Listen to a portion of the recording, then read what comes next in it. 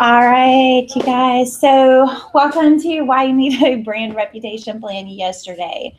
The thought process behind this WideNet U class was coming into January, fresh start. Everybody renews their resolutions, says they're going to do this, do that, and there's no difference between that and your brand or your company. There's a lot of little things that you can do to take care of potential disasters that may come up, or just to get everybody on the same page to loosen up your workflow and answer questions before they even come up. So the main thing that I can ask you right now is, people are out there talking, so are you listening? And if you are listening, what are you doing with that knowledge? People talk on Facebook, people talk on Twitter, people talk everywhere, and there's a lot of just noise, and then there's a lot of actionable, great criticism out there that you need to be aware of. The most important thing to do when you start going through this process is to think about, how can I become more transparent as a brand, which can be really scary. I know, open up the doors, open up those questions, and you don't necessarily know what's going to come through. But if you can, open the lines of communication, not just within your company, but also within, your entire constituents, like all of the people that like your things, all the people that buy, the people that are connected with you. How can you get them to talk to you? Have dedicated channels for feedback. So if you don't want that constant overflow of, well, I bought this toy and it fell apart in 3 days, make sure that you publicize, direct message me on Twitter, send an email to this place, message me on Facebook. That way you can keep some of that conversation private, but also address it publicly later on your own time. And when you do get those types of, why did this happen? My package was 7 days late and you promised next day air. Address the criticism head on, be apologetic, be polite, but address it.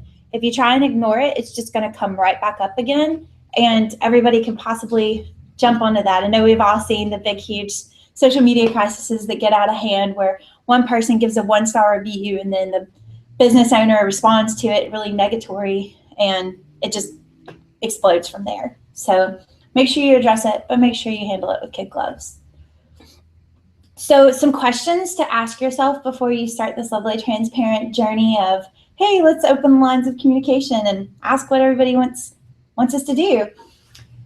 Is this going to spark too much criticism? Are you going to be able to handle whatever questions you're asking if people are coming back to you at it? Is that something that you're equipped to do yet? Is your staff socially savvy enough to be transparent? So when I said open the lines of communication, I'm saying let your employees talk about what's going on. Let them talk about the services, the brands, without restricting them and saying, well, I need to make sure that I approve what you say first. But when you decide to do that, are you actually going to be able to do that? And if not, is there going to be some sort of training? And that's something that we're going to talk about a little further on.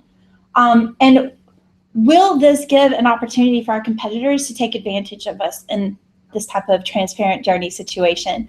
So it's asking these types of questions that's going to help you come into your overall plan and make sure that you're prepared before you just open the floodgates. So some potential threats that you can also look at outside of just the general conversation and being transparent and trying to, breed that communication within the people that are connected to you are negative reviews, dedicated hate sites, and negative media coverage. So negative reviews, we've all seen it. It happens. It's happened to WideNet. Sometimes it's out of your control. Sometimes it's not even anything that you actually did, but you're the one that gets the blame placed. It's just going to happen. It's one of those things that you need to accept. But there are circumstances when you need to take action, and that is if it's unnecessary, if they're just trying to pick a bone with you that you have no control over, if it somehow is completely false or derogatory, things like that. And you can always go through any type of Yelp, Google, any of these things. You can go through a review process to get it taken off, but you're really going to have to make sure that you're in the right on that, or it's just going to be a whole lot of work for no results. So the next thing that I mentioned was dedicated hate sites. In case you don't know what that is, there's a ton of them. There's, WalmartSucks.com and Best Buy this or that, or, there's a ton of them out there. My favorite that I found, and I'm not a How You Met Your Mother fan or How I Met Your Mother fan. Apparently this is a character. Ted Mosby is a jerk. So in the sitcom, apparently, somebody had relations with this guy and then he did them wrong. So they dedicated an entire website in the hopes to never get him another date ever and call him out on what he did. So take that and push it to your brand. Let's say for some reason you upset somebody bad enough and they don't have anything better to do but slam you on the internet. So while it might not even be a dedicated hate site, they can go around consistently slamming you on Twitter, constantly leaving bad reviews and getting other people to leave you bad reviews, going on Yelp, going on message boards, and constantly putting all of this bad info out there to the point that you get slammed down. When somebody Googles you or tries to find something about your organization, the first thing that comes up is all of this crud that this one person has made it their personal journey to ruin your business. So that's always something that you can watch out for. And then negative media coverage. I kind of debated about even putting this on here because really the media is now the consumer when it comes to being online. I mean, each one of us has just as much power as the Washington Post when it comes to getting coverage that we want. I mean, reshare, like, post, make this 1 million likes, I mean, you see it every day. We constantly find out information well before the news ever hits it.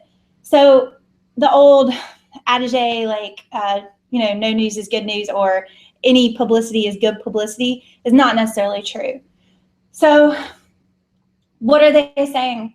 How can you prevent it? How can you address it? And, a lot of times your biggest criticizer can become your biggest fan. So you kind of like to meet, just like they've made it their personal mission to hate you, you need to make it your personal mission to bring them back to the light. So just watch out. There's a lot of really great ways to monitor these types of things, which we'll also go over in just a second. Oh, I'm going backwards. Lovely. See, calling yourself out on your mistakes, right? So taking action, I mentioned it just a minute ago, but there are times when these types of things get really bad and you need to make some sort of stance. And that would be with defamatory language, false information, or anything that is damaging to your company's reputation. It's just kind of think about law, I mean, yes, you have the right to say whatever you want, but the point where it becomes damaging, hurtful, or, painful for me may or may not be your right anymore. Just really tread lightly on this kind of stuff because it gets really sticky. And if it's not worth fighting the battle, don't fight the battle. I mean, we've gone over, address it, be nice, try to make it right. But in the end, you're not going to win everyone. So there are some ways, let's say, for some reason in the month of January last year, your company was supposed to ship out like 20 orders. None of them got shipped. They were all like 3 weeks late. Despite the fact that it was some sort of post office error or you were sick or your kid was sick or whatever, everyone's decided to get on Google and slam you, get on Facebook and slam you. And there's just nothing out there but negative reviews. And you've been, just under them for over a year. So what are you going to do now? There's a lot of things. You can take aggressive SEO tactics, which most likely you're going to have to hire somebody to come in and do that. It can be really complicated. There's a lot of different ways to do it, but if it's not done right, it can actually come back and bite you even harder than those original negative reviews. The review removal process, like I said, it can be very lengthy. It can be really complicated and time consuming.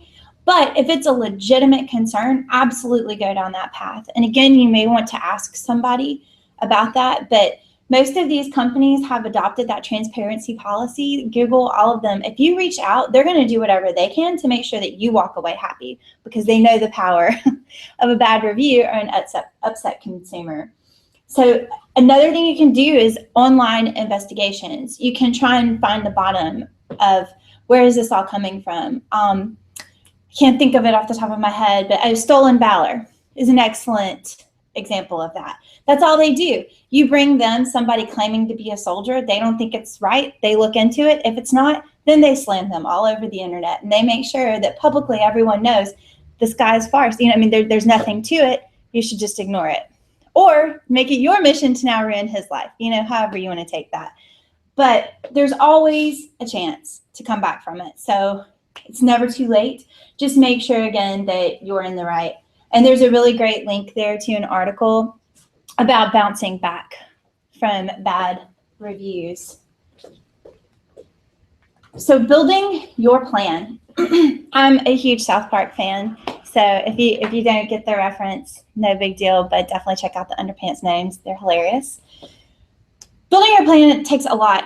Number one, you need to identify what is the goal? Why are you even online? What are you trying to do? And answering that first question is going to answer the next questions a lot easier. So we're here to bring awareness to elderly and disabled people and the opportunities that they have available to them.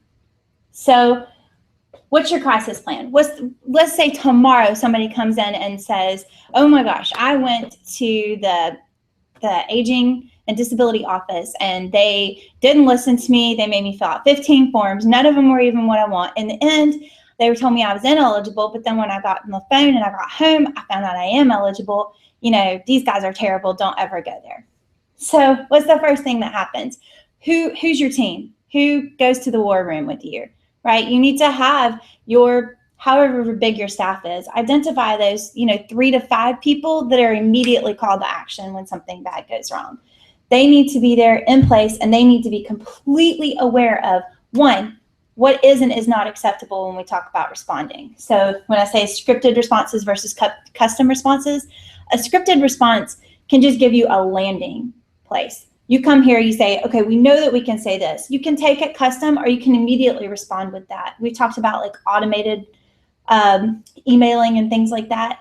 When we talk about scripted responses, we're kind of talking about the same thing with automation, because if you've ever direct messaged or made a complaint on Twitter or anything like that for a brand, I do it a lot. It's the first place I complain is on Twitter.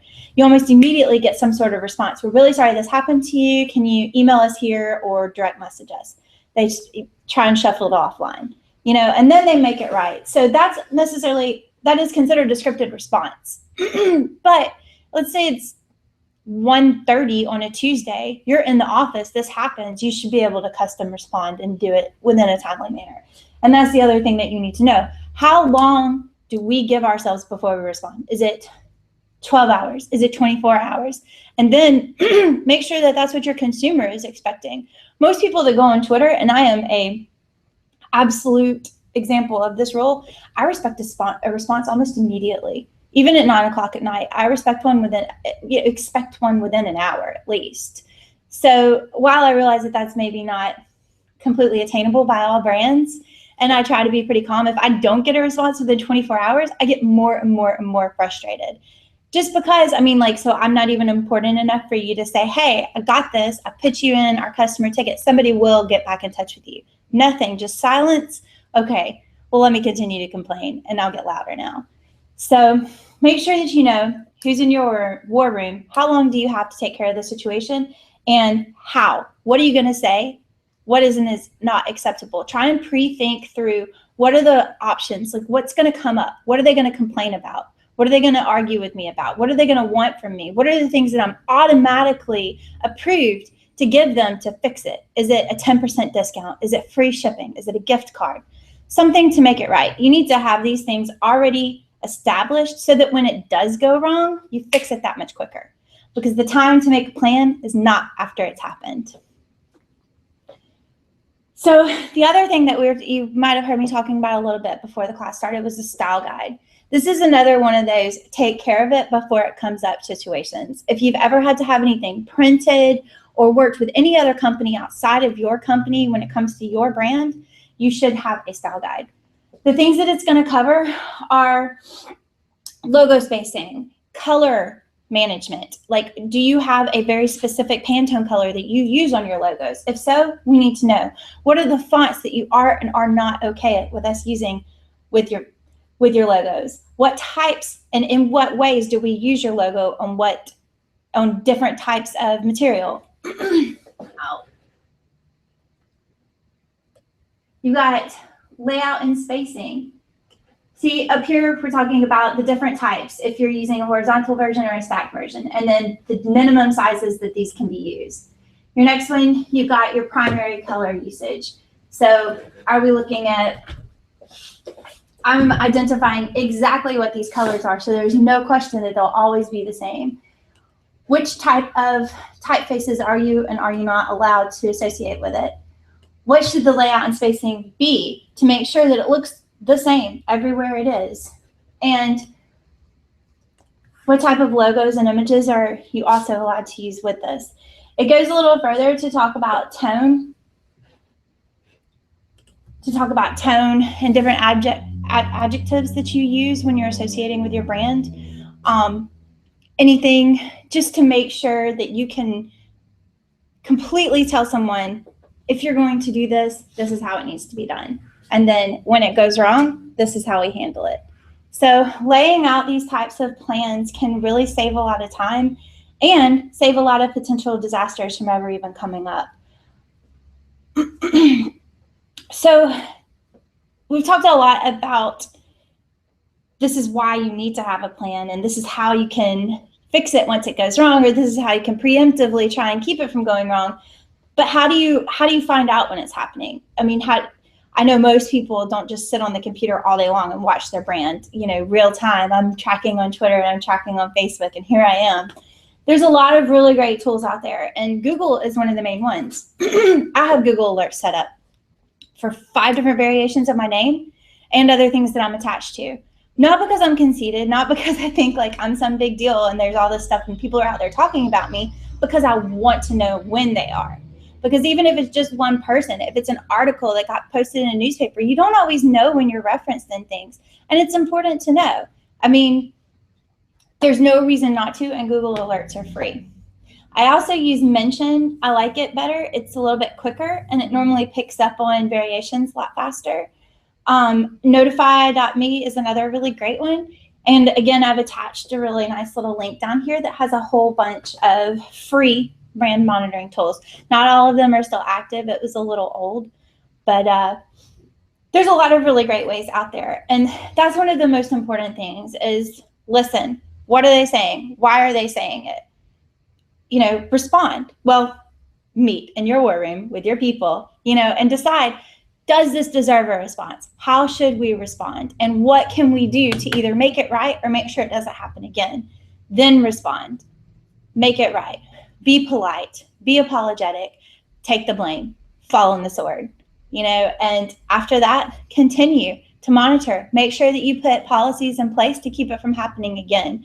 Because things are going to happen and people are going to complain. And now they have a huge connected way to do it with all of their friends and family.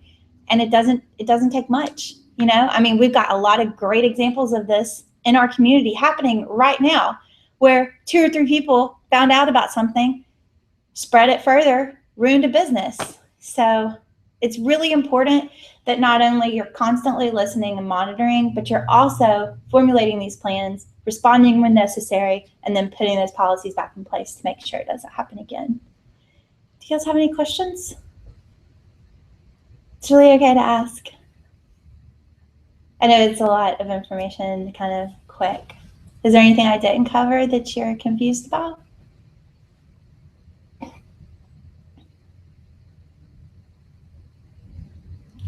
All right. So that's it? Quick and painless. Yes. I tried not to get too bogged down and in depth for you guys.